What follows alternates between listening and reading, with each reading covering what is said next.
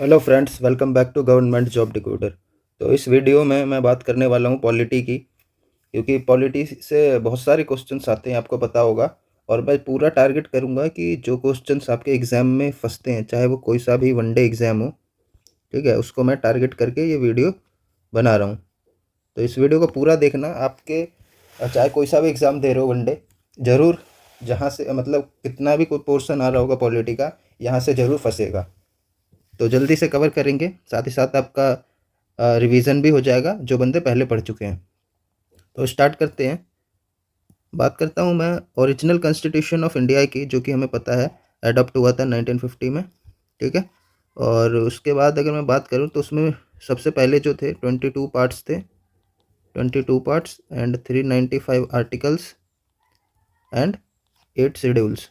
तो ये फैक्ट भी याद रहना चाहिए।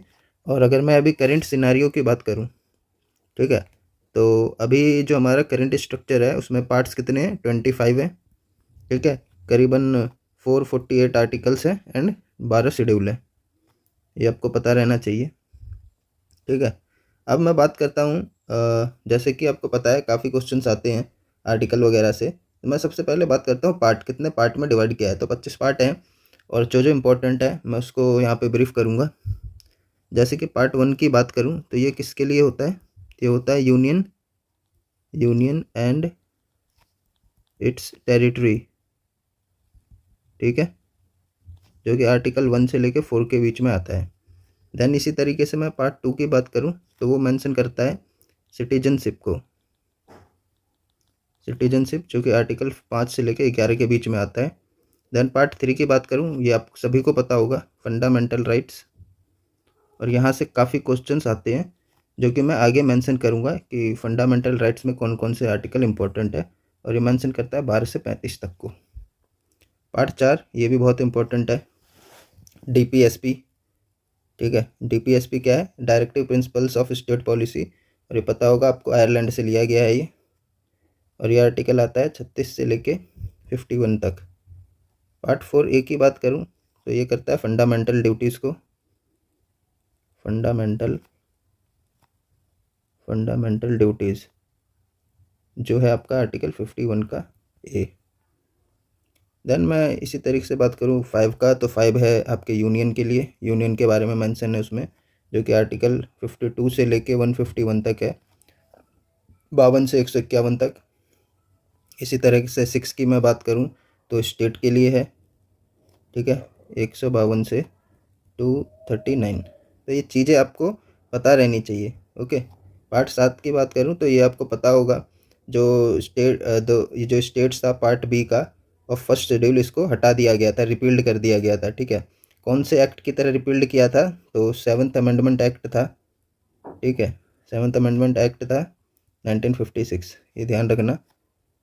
8 के बारे में बात करूं तो ये अगेन जो द यूनियन टेरिटरीज जो है हमारा, उसके बारे में बात करता है ये, यूनियन टेरिटरीज, जो कि आर्टिकल 239 ए से 240 तक है, जो कि एडमिनिस्ट्रेशंस ऑफ यूनियन टेरिटरीज, जो भी एडमिनिस्ट्रेशंस वर्क है यूनियन टेरिटरीज के, उसके बारे में ही बताता है। नौ पार्ट 9 की बात करूँ तो ये बहुत इंपॉर्टेंट है, पंचायत सिस्टम के बारे में बात है, 243 से लेके 243 ओ, ठीक है। ये बात करेगा establishment and functioning of panchayat, जो लोकल सेल्फ गवर्नेंस होता है ना, नगर निगम वगैरह, उसके बारे में भी। देन आपका आ गया पार्ट 9 का ये म्यूनिसपैलिटीज़, ठीक है। ये दोनों बहुत ही बार आते हैं क्वेश्चंस, म्यूनिसपैलिटीज़। और आर्टिकल है 243 पी से लेके 243 ZGA। ये किसके बारे में डील करता है? Functioning of municipalities. ये भी लोकल सेल्फ गवर्नेंस होता है, जो कि अर्बन एरिया में होता है। Panchayat system generally rural area में देखा जाता है। पार्ट 10 की बात करूं तो ये हमारा शेड्यूल्ड एंड ट्राइबल एरियाज़, इसके बारे में बात करता है ये। और ये आर्टिकल 244 से लेके 247 तक है, ठीक है। इसके एडमिनिस्ट्रेशन एंड शेड्यूल जो ट्राइबल एरियाज़ है उसके बारे में ये मेंशन है इसमें। पार्ट 11 में रिलेशन बिटवीन द इसमें यूनियन एंड स्टेट्स के, ठीक है। और ये आर्टिकल है 248 से लेके 263, मतलब बेसिकली ये बात करेगा, deals with the distribution of जो पावर है दोनों के बीच में, power function union and states के बीच में, उसके बारे में बताता है। ठीक है, और आगे बात करूँ मैं पार्ट 12 की, तो ये आपका करता है फाइनेंस, प्रॉपर्टी, कॉन्ट्रैक्ट्स एंड, ठीक है, सूट्स वगैरह में फाइनेंस लिख देता हूँ मैं ये, लेकिन इम्पोर्टेंट नहीं है ज़्यादा। फिर मैं पार्ट 13 की बात करूँ तो ये आपका service under the union and the states. ठीक है, सर्विस जो भी है यूनियन एंड द स्टेट्स का, ठीक है, यूपीएससी हो चाहे एसपीएससी हो, जो स्टेट सर्विस कमीशन होते हैं। ठीक है, देन सब्सिडियरी पावर आता है 14 में, ये भी ज़्यादा इंपॉर्टेंट नहीं है। पार्ट 15 जो है ये है आपका इलेक्शन से, जो कि आर्टिकल 324 से 329 के बीच में है, जो बहुत ही ज़्यादा इंपॉर्टेंट है ये। दैन अगर मैं बात करूँ पार्ट 16 की, तो ये स्पेशल प्रोविज़न दिया है सर्टेन क्लासेस को, जैसे शेड्यूल्ड ट्राइबल एरियाज़ वगैरह, जो कि आर्टिकल 330 से लेकर 342 तक को मेंशन करता है। एंड अब जो दो इम्पोर्टेंट है 17 और 18, बहुत ही ज़्यादा है। 15 मैंने बता दिया, 17 एंड 18। 17 जो है official language, okay, official language के बारे में बताता है, जो कि आर्टिकल 343 से 370 के बीच में है। और इमरजेंसी प्रोविज़न जो है, इमरजेंसी प्रोविज़न ये है आपका 352 से लेके 360। ठीक है, एक बार मैं और जल्दी से ब्रीफ कर देता हूँ जो मेन पॉइंट है हमारा। ओके भाई, देखो ये दोनों तो आपको याद ही रहेगा। फंडामेंटल राइट्स पता ही है, 4 डीपीएसपी, ये सब इम्पोर्टेंट है। 5 6, ठीक है, ये इम्पोर्टेंट नहीं है। यूनियन टेरिटरीज, फिर ये पंचायत, म्यूनिसिपलिटीज़, ओके। देन उसके बाद आपका इलेक्शन कमीशन वाला, and official language and emergency provision. तो ये जो है कुछ आपको याद रहने चाहिए। ओके दोस्त, तो ये आपका यहाँ तक हो गया। अब एक और जो मेन पॉइंट है जो आता है हमेशा, फंडामेंटल राइट्स। ठीक है, फंडामेंटल राइट्स, मौलिक अधिकार, Magna carta of the constitution भी बोला जाता है इसको, ध्यान रखना। अब देखिए इसमें कौन कौन से हैं, पहले मैं बात कर देता हूँ। राइट टू इक्वेलिटी, ठीक है, राइट टू इक्वेलिटी जो कि आपका आर्टिकल 14 से लेके 18 के बीच में है। ओके, सेकंड है आपका राइट टू फ्रीडम। ओके दोस्त, 19 से लेके 22 आर्टिकल नंबर। ओके भाई, then right against exploitation, against, okay, right against exploitation जो कि 23 और 24 में है। इसी right to freedom of religion, ठीक है भाई, फ्रीडम ऑफ रिलीजन बहुत ही इंपॉर्टेंट आर्टिकल है, ये आता है क्वेश्चन। देन उसके बाद राइट टू एजुकेशन, ठीक है, right to education and culture जो कि आर्टिकल नंबर 29 से लेके 30 के बीच में है। देन इसी तरीके से आपका जो लास्ट है बहुत ही इंपॉर्टेंट है ये भी, right to constitutional remedy, right to constitutional remedy, ठीक है, जो कि आर्टिकल नंबर 32 है। तो ये आपके सारे फंडामेंटल राइट्स है, एक एक करके इसको डिस्कस करते हैं। जो जितने भी इसमें सब आर्टिकल्स होंगे उसके बारे में भी थोड़ा जानने की कोशिश करते हैं। मैं राइट टू इक्वलिटी की बात करूं तो इसको जल्दी से करते हैं, 14 से 18 के बीच में है। ठीक है, 14 से लेके 18 के बीच में। अगर आर्टिकल नंबर 14 की बात करूं मैं, तो ये क्या बोलता है, इक्वलिटी बिफोर लॉ। ये चीज़ हमें सीधा आना चाहिए क्योंकि वहाँ पे सीधा पूछेगा, क्योंकि अभी इस वीडियो में मेरे को समझाने का टाइम नहीं है। चाहता हूँ जो भी ये वीडियो देखे उसको ज़्यादा से ज़्यादा गेन हो और वो एग्ज़ाम में जाके स्कोर कर सके। ठीक है, equality before law and equal protection of law बोल सकते हैं, या सिविल इक्वलिटी बोल सकते हैं। ठीक है, देन 15 नंबर जो है वो बताता है discrimination on the basis of religion.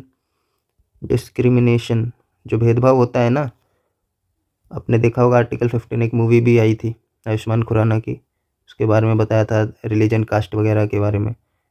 तो ये नहीं होना चाहिए, ये आपके पास राइट है, रिलीजन कास्ट एटसेट्रा जितने भी। देन उसके बाद आपका 16 है इक्वालिटी ऑफ अपॉर्चुनिटी। ठीक है, इक्वल अपॉर्चुनिटी मिलना चाहिए। ठीक है, बट इसमें कुछ अमेंडमेंट भी है, आर्टिकल 61 का पार्ट एंड 16(2). 17 नंबर जो है वो बात करता है एबॉलिशन ऑफ अनटचेबिलिटी। ये कई बार पूछा गया एग्जाम में, तो ध्यान रखना। अस्पृश्यता का अंत बोलते हैं हिंदी में। 18वां नंबर जो है एबॉलिशन ऑफ टाइटल। ठीक है, तो ये इम्पोर्टेंट आर्टिकल था जो कि 14 से 18 के बीच में आता है, राइट टू इक्वलिटी। बात करता हूँ मैं फ्रीडम ऑफ रिलीजन की, जो कि 19 से लेकर 22 के बीच में है। इसमें आपका जो फर्स्ट है वो 19 नंबर का आर्टिकल है। ये क्या बात करता है, फ्रीडम ऑफ स्पीच की बात देता है। ठीक है, फ्रीडम ऑफ स्पीच, लेकिन ये क्या है, only to the citizen of India को, जो सिटीजन ऑफ इंडिया है उसी के लिए है ये। 20 नंबर का है, ये क्या है, ये प्रोवाइड करता है that no person shall be convicted for any offence except the violation of law. ठीक है, तो ये क्या देता है, provides that the person shall not be convicted for any offence. तो इसको लिखने की ज़रूरत नहीं है, मैंने जो भी बोला है वो आप समझ जाना, नहीं लिखने में टाइम लगेगा और आपका टाइम अभी बहुत इंपॉर्टेंट है। Right to life.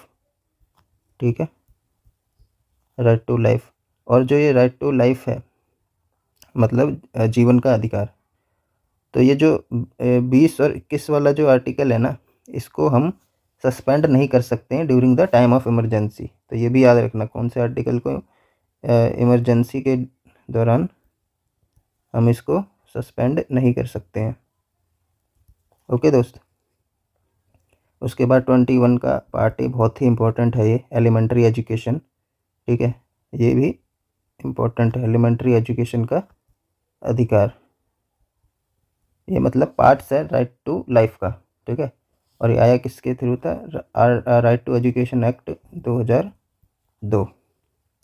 इसी तरीके से आर्टिकल नंबर 22 है, जो कि आपका डिस्कस करता है right of person under detention. ठीक है, अंडर डिटेंशन जल्दी जल्दी करना पड़ेगा भाई, ताकि आपको इसका लाभ मिल सके। राइट अगेंस्ट एक्सप्लॉयटेशन की बात करूं तो 23 से 24, ये देखो इसमें बहुत ही इंपॉर्टेंट है, दोनों आर्टिकल बहुत बार आ चुका है क्वेश्चन, चाहे एसएससी का एग्जाम लो, आरआरबी का, और चाहे एक कोई सा भी वनडे एग्जाम हो। तो ये बात करता है जो 23 नंबर जो है prohibition of human trafficking and force labour, जो बंधुआ मजदूरी है ना उसके बारे में बात करता है ये।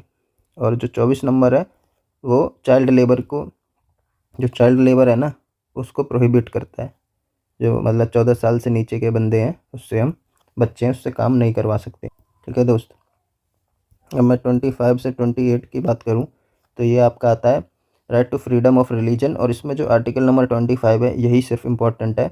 इसका जो मतलब है freedom to practise, freedom to practise and propagate religion freely. ठीक है, अपने जो धर्म है उसका प्रचार हम कर सकते हैं, प्रैक्टिस कर सकते हैं, प्रोपोगेट फ्रीली। ऐसे ही आपका आता है एजुकेशनल एंड कल्चरल राइट 29 से 30 का, जो कि 29 की बात करूं ये बात करता है protection of interest of minorities के बारे में। ठीक है, और जो लास्ट का पार्ट है राइट टू कॉन्स्टिट्यूशनल रेमेडी 32 से 35, इसमें जो मेन है सबसे पहले 32 नंबर का आर्टिकल, ये जितना भी आपके राइट्स हैं ना फंडामेंटल को, वो उसको प्रोटेक्ट कर रहा है एक तरीके से, यूजिंग द 5 रिट्स, 5 रिट्स जारी करता है इसमें सुप्रीम कोर्ट। ओके, और जिस इसीलिए इसको heart and soul of the constitution भी बोला गया है, हार्ट एंड सोल। ओके, अब इसमें कई सारे रिट्स होते हैं, जैसे कि मैं बता देता हूँ। पहला है हैबियस, हैबियस कॉर्पस, देन इसके बाद मैंडमस, मैंडमस को वारंटो, प्रोहिबिशन, राइटिंग थोड़ी ख़राब हो सकती है क्योंकि भाई जल्दी जल्दी लिखना पड़ रहा है इधर, सर्टियोररी। ठीक है, हैबस कर्पस मतलब कि जो आपका to have the body of, मतलब bulwark of personal freedom and faulty police detainers, मतलब कोई भी बंदा आपको ऐसे ही हिरासत में नहीं ले सकता है। ठीक है भाई। मैंडमस मतलब टू डू योर जॉब, जो भी आपका कार्य रोल है वो आपको करना है। को वारंटो मतलब किस अथॉरिटी और वारंट से, तो वारंट होना चाहिए। प्रोहिबिशन मतलब कि जो अपर कोर्ट है वो नीचे कोर्ट को प्रोहिबिट कर सकता है। ठीक है। और certiorari examine the function of subordinate court, ये फंक्शन जो नीचे का जैसे कि हाई कोर्ट है वो डिस्ट्रिक्ट कोर्ट को उसका फंक्शनैलिटी एग्जामिन कर सकता है। ओके, तो ये चीज़ हो गया आपका। और इससे कुछ जुड़े हुए मैं कुछ बता सकता हूँ, जैसे कि पार्ट 3 को मैंने बोल दिया है कि मैग्ना कार्टा ऑफ कॉन्स्टिट्यूशन बोला जाता है। साथ ही साथ एक्सप्लॉयटेशन ऑफ चिल्ड्रन आर्टिकल 24, सब इम्पोर्टेंट चीज़ें मैंने ऑलरेडी आपको बता दिया है। ठीक है, तो जो चीज़ मैं बोल रहा हूँ उसको भी ध्यान से सुनना। जो राइट टू प्रॉपर्टी यानी जो लीगल राइट था पहले, आर्टिकल 300 लीगल राइट था पहले, राइट टू प्रॉपर्टी जो अब हो गया है लीगल राइट, पहले था वो फंडामेंटल राइट। लीगल राइट है और वो अब आर्टिकल 300 के अंडर में आता है। ओके दोस्त। और जो फंडामेंटल राइट है वो कौन सस्पेंड कर सकता है, तो वो प्रेसिडेंट कर सकता है, ये भी ध्यान रखना। Fundamental right secure political freedom, और फंडामेंटल राइट कौन से कंट्री से लिया गया है, तो यूएसए से लिया गया है, ये भी ध्यान रखना। तो ये आपका जितना भी पॉइंट्स बन सकता था तो चीज़ें मैंने बता दिया है। बाकी कुछ चीज़ें कुछ पॉइंट और मैं बता देता हूँ। आरटीआई के बारे में बता देता हूँ, राइट टू इन्फॉर्मेशन। ये पास्ड हुआ था पार्लियामेंट से 15 जून 2005 को, और कमेंस्ड हुआ था 12 अक्टूबर 2005। ये डेट जरूर याद रखना। ठीक है। और रिप्लेस किसको किया था, फ्रीडम ऑफ इंफॉर्मेशन एक्ट। और जो चीफ इंफॉर्मेशन कमिश्नर यशवंत मतलब इसी के अनुसार एक क्या बनाया गया था, चीफ इंफॉर्मेशन कमिश्नर। तो ये हमेशा चेंज होते रहते हैं, तो ये भी चीज़ आप ध्यान रखना करंट का कौन है। फंडामेंटल राइट के अंडर में आता है। ठीक है, आर्टिकल 19 का फर्स्ट पार्ट। उसके बाद राइट टू एजुकेशन हो गया 12 दिसंबर 2002, 86 अमेंडमेंट एक्ट। ठीक है भाई, और तो कुछ है नहीं, इतना ही काफ़ी है। और कुछ नेक्स्ट पॉइंट पे चलते हैं और क्या क्या चीज़ आती। ठीक है, तो अब चलते हैं हम किस पे चले, आर्टिकल पे चलते हैं, इम्पोर्टेंट आर्टिकल। ठीक है, इम्पोर्टेंट आर्टिकल्स। अब देखो आर्टिकल तो बहुत सारे हैं, आपको पता है 448 करंट में आर्टिकल है, लेकिन मैं वो आर्टिकल बताऊंगा जो कि बहुत ही ज़्यादा इंपॉर्टेंट है और उसके आने की संभावना रहती है। ठीक है, तो ध्यान से देखना। आर्टिकल फर्स्ट की बात करूँ, इंपॉर्टेंट है, जो कि मेंशन करता है name and territory of the union. Name and territory of the union. ठीक है, उसके बाद मैंने आपको फंडामेंटल राइट के सारे आर्टिकल बता दिए, तो उसे बताने की ज़रूरत नहीं है। अब मैं सीधा आ जाता हूँ पार्ट 4 पे, जो कि डीपीएसपी है। ठीक है, उसके आर्टिकल को मेंशन करता हूँ। तो आर्टिकल 40 आपका बताता है ऑर्गेनाइजेशन ऑफ विलेज पंचायत। ठीक है, बहुत बार आ चुका है ये, ध्यान रखना। फिर इसी तरीके से जो 44 नंबर का है, ये भी इम्पोर्टेंट है, यूनिफॉर्म सिविल कोड। ठीक है, उसके बाद आर्टिकल नंबर 48 जो कि बताता है organisation of agriculture and animal husbandry, पशुपालन के बारे में। ऐसे 49 बहुत ही ज़्यादा इंपॉर्टेंट, प्रोटेक्शन ऑफ मॉन्यूमेंट। ठीक है, प्लेसेस मॉन्यूमेंट्स के प्रोटेक्शन के लिए। ठीक है, and objects of natural importance. इसी तरीके से 50 नंबर जो है ये सेपरेशन की बात करता है, judiciary from the executive body. बहुत ही ज़्यादा इंपॉर्टेंट है ये हमारे डेली लाइफ में भी और एग्ज़ाम पॉइंट ऑफ व्यू भी। 51 की बात करूं तो ये बात करता है प्रमोशन ऑफ इंटरनेशनल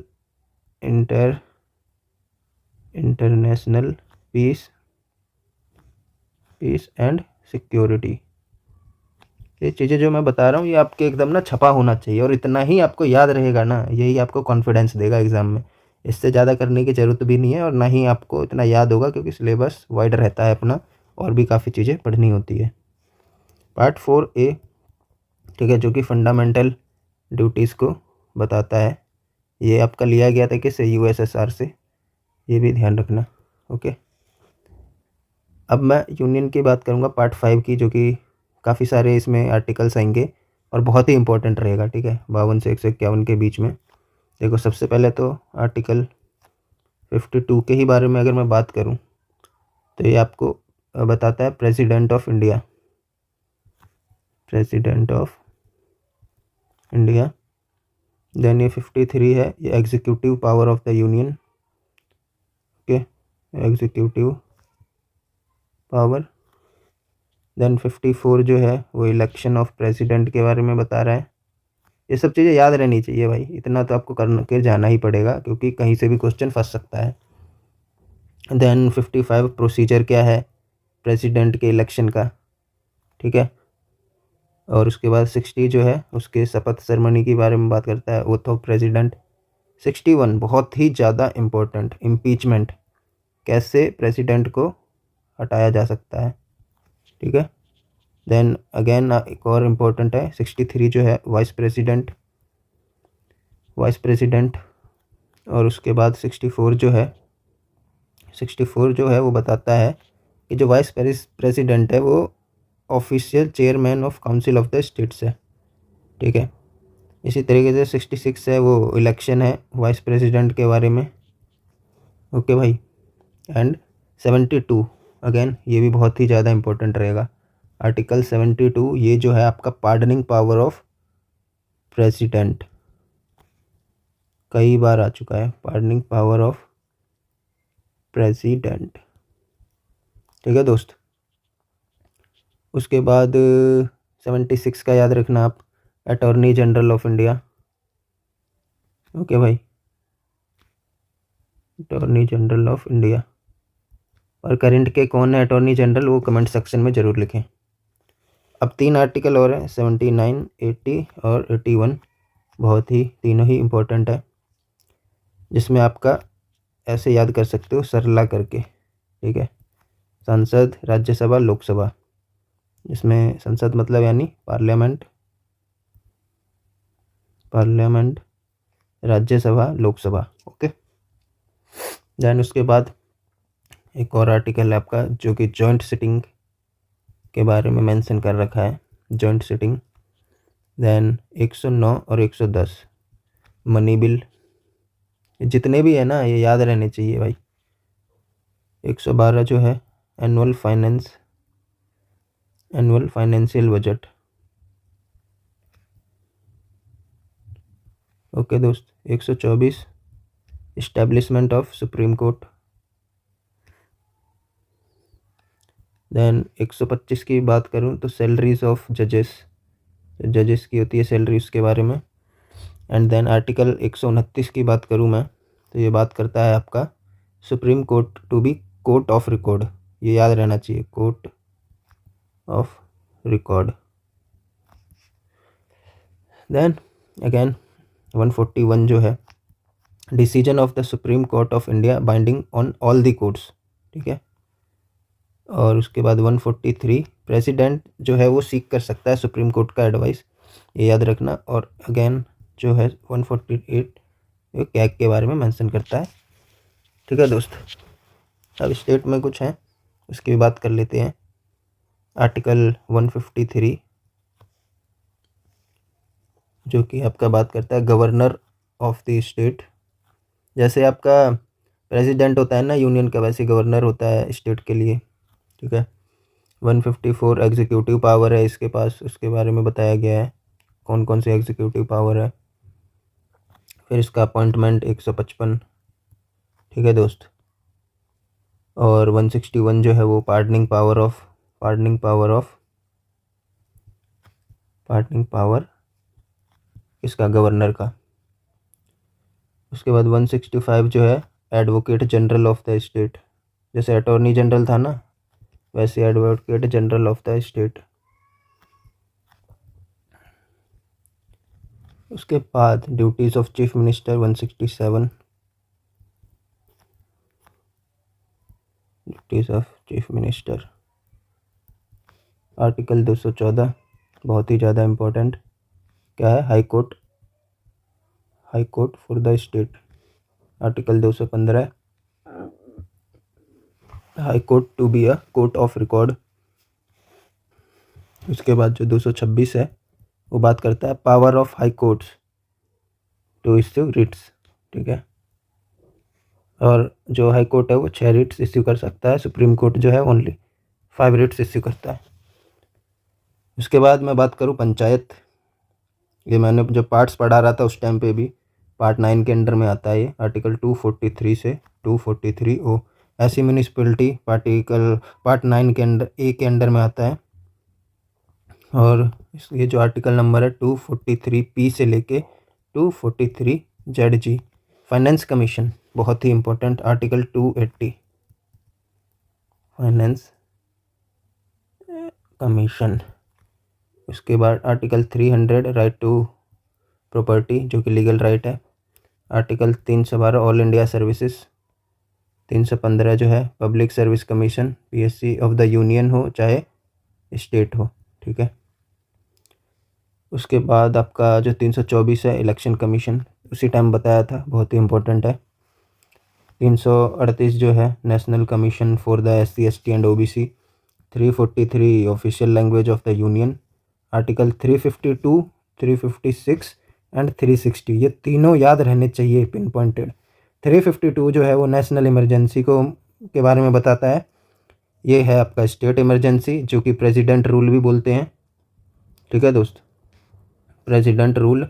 और फाइनेंशियल इमरजेंसी 360 जो कि आज तक तो नहीं लगा है इंडिया में।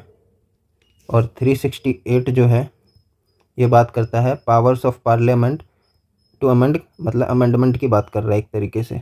ठीक है, और जो अमेंडमेंट था वो हमने साउथ अफ्रीका से लिया था। ओके दोस्त, तो अमेंडमेंट की बात करें तो अमेंडमेंट जो इम्पोर्टेंट है उसके बारे में भी हम देख लेते हैं थोड़ा सा। ठीक है दोस्त, अमेंडमेंट ऑफ द कॉन्स्टिट्यूशन। देखो, एक तो सबसे पहले ही है फर्स्ट अमेंडमेंट। ठीक है, एक्ट 1951 जो कि लैंड रिफॉर्म के लिए था, लैंड रिफॉर्म्स। और इसमें इसी के 9th शेड्यूल ऐड किया गया। पहले 8 ही शेड्यूल थे, अब 12 हो चुके हैं। इसी तरीके से 52nd अमेंडमेंट एक्ट 1985 जो कि बात करता है एंटी डिफेक्शन लॉ, ये 10th शेड्यूल में ऐड किया गया। इसके बाद 73rd अमेंडमेंट एक्ट 1992 जो कि पंचायत जो है पार्ट 9 के अंडर में आता है। और इसके साथ ही कौन सा 11वें शेड्यूल में ऐड किया गया। 74th amendment act 1992 municipalities part 9A। ठीक है, इसको जोड़ा गया और ये 12 शेड्यूल में ऐड किया गया। और भी काफ़ी सारे हैं, जैसे और अदर अमेंडमेंट की बात करूं तो 36th अमेंडमेंट एक्ट 1975 जो कि बात करता है formation of Sikkim as a state. ठीक है, सिक्किम की फॉर्मेशन हुई थी एज अ स्टेट। ठीक है दोस्त, उसके बाद आपका आता है 42nd नंबर का अमेंडमेंट एक्ट 1976 जो कि जिसको ऑल्सो बोला जाता है मिनी कॉन्स्टिट्यूशन। ठीक है, इसको ध्यान से सुनना और समझना। इसमें क्या था, प्रेम्बल में कुछ शब्द जोड़े गए जैसे सोशलिस्ट, ठीक है, सेक्युलर एंड इंटीग्रिटी। ये 3 शब्द जोड़े गए, ध्यान रखना। ओके, साथ ही साथ फंडामेंटल ड्यूटीज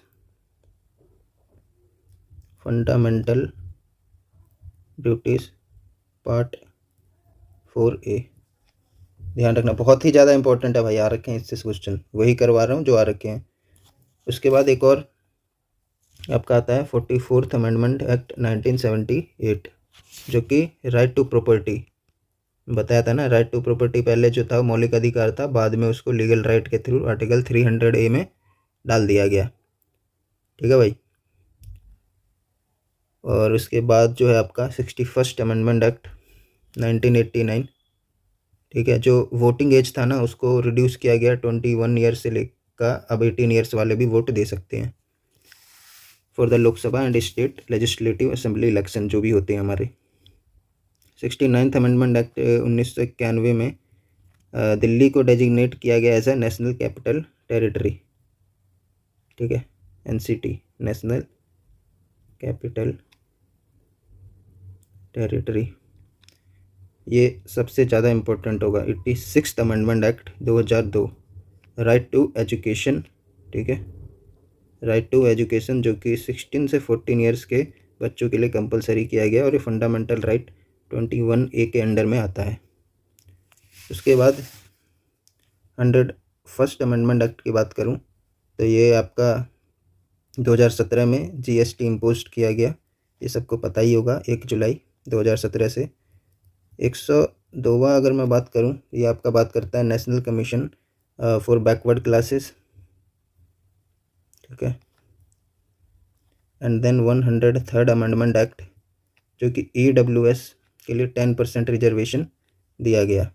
उसके बाद आपका आता है 104th अमेंडमेंट एक्ट जो कि removed the reserved seats for the Anglo Indian community in the Lok Sabha. मतलब इसके अमेंडमेंट के थ्रू जो रिजर्व्ड सीट्स था एंग्लो इंडियन कम्युनिटी का लोकसभा और स्टेट असेंबली में, उसको रिमूव किया गया। ठीक है, तो ये आपका मैंने पॉलिटी के जितने इम्पोर्टेंट क्वेश्चन बन सकते थे, ठीक है, उसको मैंने रफली आपको रिवाइज करवाने की कोशिश किया। इम्पोर्टेंट आर्टिकल्स हो, ठीक है, फंडामेंटल राइट्स हो, और कितने पार्ट्स होते हैं, कौन सा पार्ट्स किस में आता है। ओके, साथ ही साथ एक वीडियो और देखना, पॉलिटी का मैंने ऑलरेडी बना रखा है जो कि फ्रेमवर्क के बारे में बताया है कि उसका थोड़ा हिस्ट्री पॉइंट ऑफ व्यू, जैसे MN रॉय थे, ठीक है, उन्होंने कॉन्स्टिट्यूशनल असेंबली के बारे में पहले बताया, ठीक है, किस तरीके से फ्रेम हुआ। ओके, ये सब थोड़ा थोड़ा उसमें दिया हुआ है। उसको और इसको मिला के सिर्फ एक ही वीडियो है छोटा सा, बाकी इसको पूरा देख लेना एग्जाम से पहले। ठीक है, 1 से 2 बार देख लो PDF। अब ये देखो मैंने इस तरीके से लिखा है जो आपके शायद समझ में भी ना आए, बट फिर भी आप बोलोगे तो मैं दे दूंगा। लेकिन सबसे पहले इस वीडियो को कम से कम 1 से 2 बार जरूर देखो, पक्का समझ में आएगा। और जितने भी क्वेश्चंस आने होंगे, फंसने होंगे, इसी से फंस जाएंगे। अगर नहीं भी फंसे तो वो मुझे नहीं लगता है कोई करेगा, क्योंकि ये आपका बेसिक है और इतना तो आपको करके जाना है किसी भी हालत में। इतना भी आपने करके चले गए ना, सच बता रहा हूँ, बहुत ही कॉन्फिडेंट फील करोगे पेपर में। कोई सा भी वनडे एग्जाम हो यार, इतने मैंने खुद दिए हैं एग्ज़ाम, तो पता है ना कहाँ से आता है क्वेश्चन। इससे ज़्यादा कहीं नहीं आने जाने वाला है। इतना कर लेना और बहुत ही इनफ रहेगा। साथ ही साथ जो नए बंदे आए हैं वो सब्सक्राइब जरूर करें चैनल को। ठीक है, साथ ही साथ एक चीज़ और बोलूँगा, जो भी आपका नेक्स्ट एग्ज़ाम है उसके लिए बेस्ट ऑफ लक, और पेपर को फोड़ के आना। और नॉन टेक की टेंशन लेने की ज़रूरत नहीं है, मैं हूँ इधर। तो सब्सक्राइब करें और ज़्यादा से ज़्यादा शेयर करें, और भी आपको कंटेंट मिलता रहेगा जितना भी आपका नॉन टेक्निकल से संबंधित है, चाहे वो SSC के लिए हो, रेलवे के लिए हो, किसी के लिए भी हो। थैंक यू, मिलते हैं नेक्स्ट वीडियो में किसी दूसरे कंटेंट के साथ।